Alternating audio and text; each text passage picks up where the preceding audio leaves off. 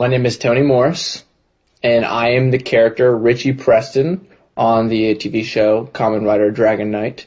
My Kamen Rider name was Kamen Rider Incisor, which is the crab.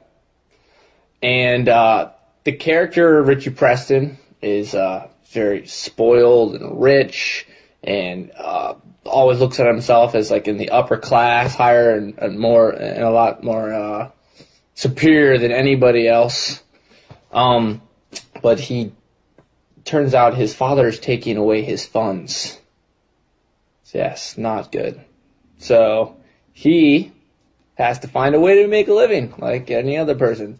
So he decides to join the evil Kamen Rider clan, and he's going to defeat the good Kamen Riders for money, for millions of dollars, whatever they're going to offer him. That's my character.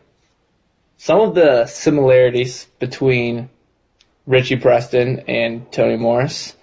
The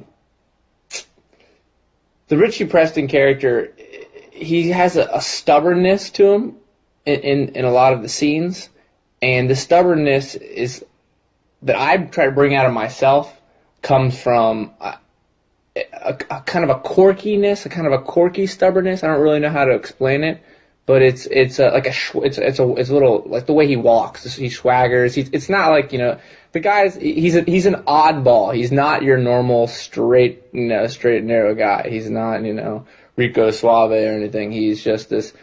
He hits on chicks, and when he hits on chicks, he does it in a goofier way. He's quirkier. So, and I have a little bit of quirkiness inside of me, which I bring out in the Richie Preston character. My part is extremely fun to play, and I would say that because, he gets to put himself, I get to put myself in this character who is driving, in a really expensive truck, and gets to have the most exclusive sunglasses and the most, the best cell phone, and it's like, the hills, Laguna Beach. The guy's got everything that's the best. So that's what the fun part about this guy has. What this guy does, he's got a really nice watch, and he's bling blinging it in the show, which can't beat that.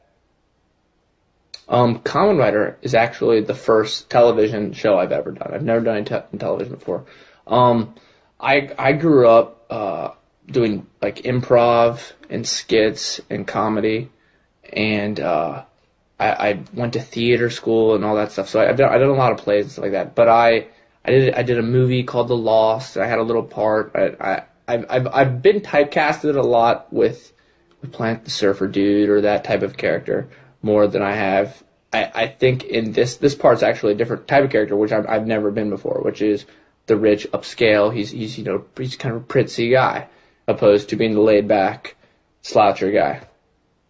The message that children will get out of this show is the creative imagination, and just it's like that there are people it's idealistic to think, okay, maybe there are two different types of worlds, and there's this outside world in Ventara, and then there's this world on Earth.